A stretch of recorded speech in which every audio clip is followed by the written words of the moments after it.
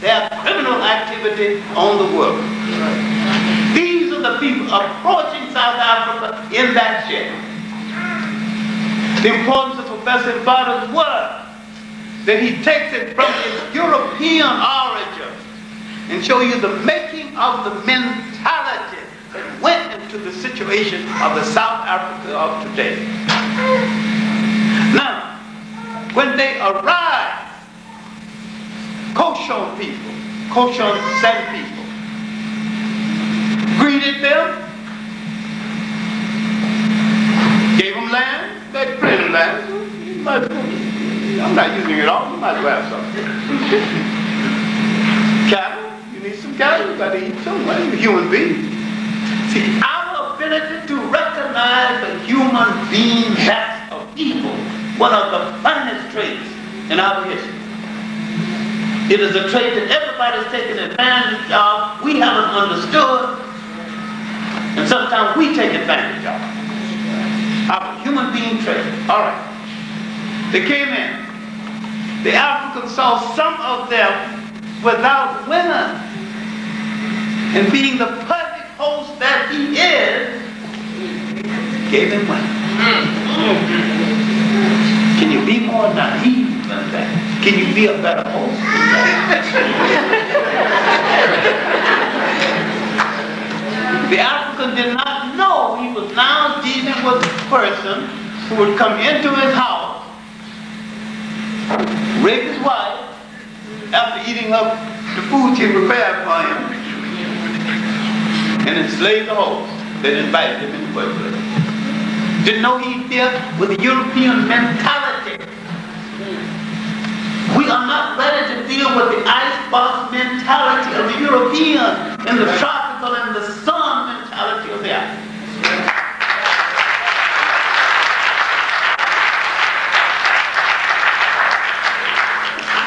And why the brothers who are Muslim cannot distinguish between Islam and Arabism, they're not ready to deal with the sand mentality of the African.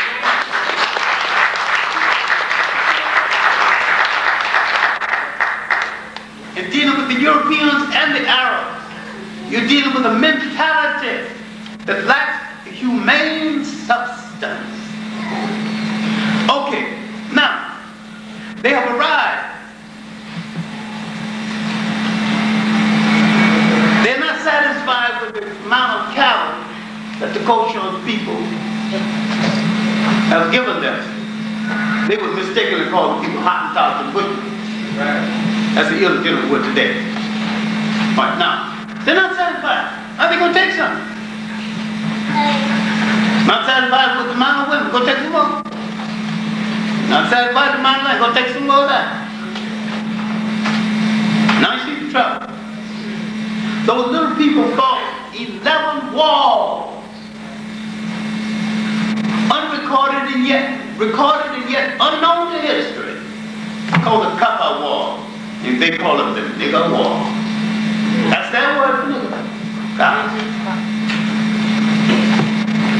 11 wars gave a splendid account of themselves. These were the wars that came before the Zulu War. After these wars, the British came and dared to move inland, because if you saw this stupid movie called Chapa Zulu, you would understand the distortion of African life by white. Now, other wars would occur now. You got to break these wars up into categories.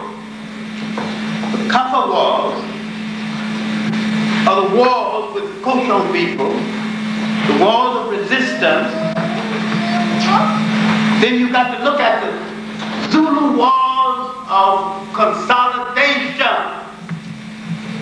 When the Zulus are fighting to consolidate all the blacks in South Africa to save South Africa from the whites. These were the wars that started with the rise of charter after after Chaka, the death of Chaka. Still misunderstood because you got a Hollywood version of Chaka. Chaka was fighting for the same thing the whites were fighting in the American Revolution. Consolidation of land. The same thing. Same thing they were fighting for in the Civil War. The unification of land to save the nationness. But when blacks are fighting for the identical same thing, they become savages. When whites are fighting it, they become patriots. Yeah.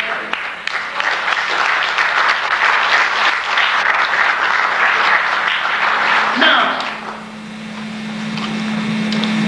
Chaka had told his half-brothers who assassinated him ceremoniously, but we don't have time to get into this. People said Chaka was murdered. Chaka was ceremoniously put to death. Now that's the truth of it. All right, now, he told them, though you call me saint, though you call me tyrant, though you call me God, though you call me devil, in part I am all of these things, but I'm the greatest hope you have, to be free of white man rule in this country.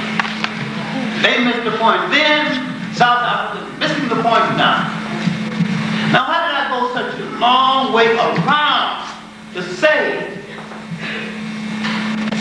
that my support for PAC has led me to seriously question the stipulation that PAC and ANC don't ever supposed to be on the same platform?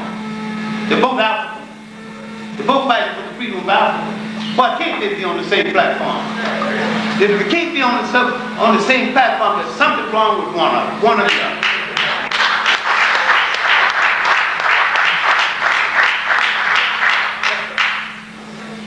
Now look at the Mandela case. Look at what happened to Mandela in the light of that division. This is a setup. The right man South Africa movement, so that when the whites move in, they can put one against the other to conquer all.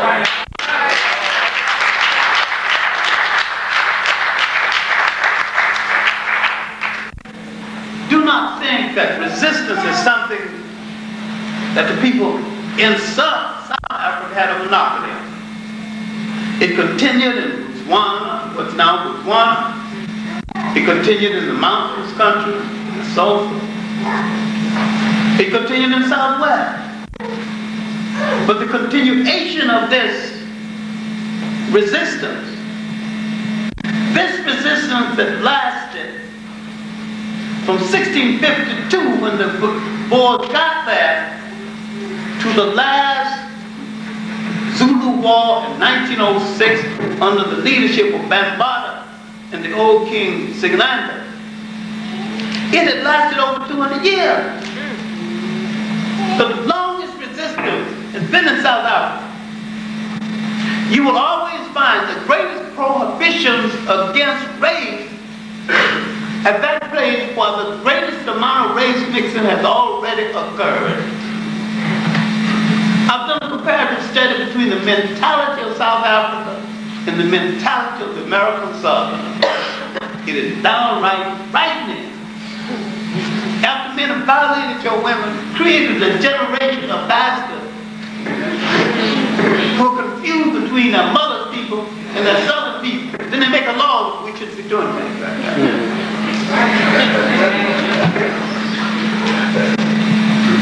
Just like St. Augustine, I call him the Holy Sinner, who became a saint later. But before he became a saint, he liked the lady so much he moved into one of their houses. He just lived there. He didn't just visit. Had a child. Didn't know what to let you about. The life of saints before they became saints. May not be the proper way to tell it. My main point is that in Southern Africa, as it entered the 20th century, they now produce a group of missionary Africans, missionary trained Africans, appealing to the good conscience, the Christian the conscience of the European without knowing that the European had no conscience at all. None then, none now.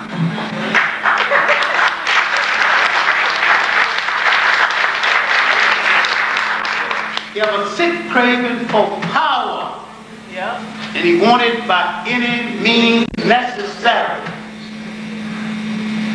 Okay, now as we entered the 20th century, South Africa began to produce some very able missionary-trained Africans who went beyond their training. One was a great Bantu editor, John Tingo Jabez. His son Don Tingo carried on. Another great editor, Saul Platje. Then in the midst of this, in the early formation of the ANC, around 1913, they got weak. And in the early 20s, a brilliant young man from Nyasaland came into Southern Africa and formed the greatest trade union movement ever formed in Africa. Technical People Union. Named Clement Kadele. Clement Kadele made the mistake of turning to England, Labour Party, to help him figure we're all brothers in Labour. So Ramsay MacDonald, then Prime Minister of England, then a liberal or radical, was Prime Minister. Kadele naively not understand that a white radical and a black radical are two different radicals.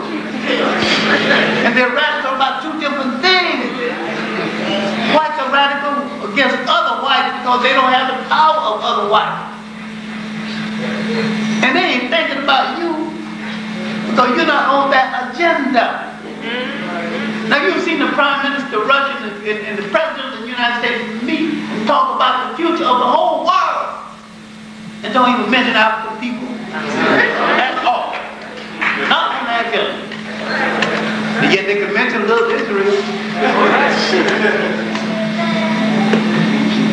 All the Jews in the world are less than 1/2 of the black population in the United States. They mention little Israel.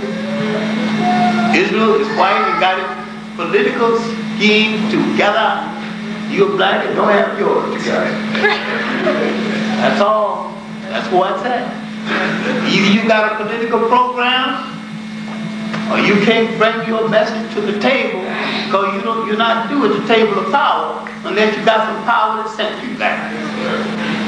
And all you have to do, as much as you got so much that you haven't organized and recognized, all you have to do is to organize it and say, that's my representative, he speaks for us.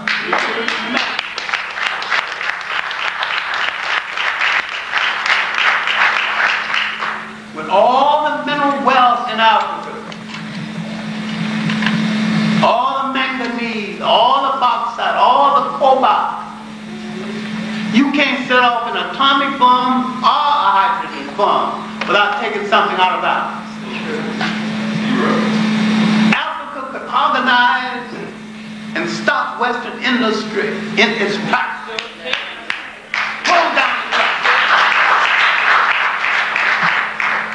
America uses 80% of the chromium in the whole world and don't produce 1 pound. You get no chromium. They have criminal activity on the world. These are the people approaching South Africa in that ship. The importance of Professor Mbata's work, that he takes it from its European origin and show you the making of the mentality that went into the situation of the South Africa of cattle. You need some cattle, you got to eat some. Well, you're a human being. See, our ability to recognize the human being that's of evil, one of the finest traits in our history. It is a trait that everybody's taking advantage of, we haven't understood, and sometimes we take advantage of. Our human being today.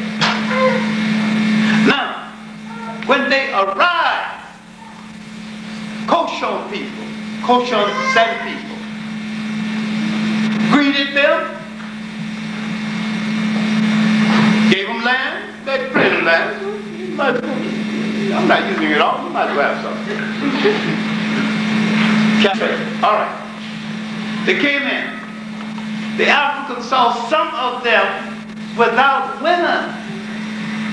And being the perfect host that he is, gave him women. Can you be more naive than that? Can you be a better host than that? The African did not know he was now dealing with a person who would come into his house, rape his wife after eating up the food he prepared for him, and enslave the host that invited him in the first place. Didn't know he dealt with the European men.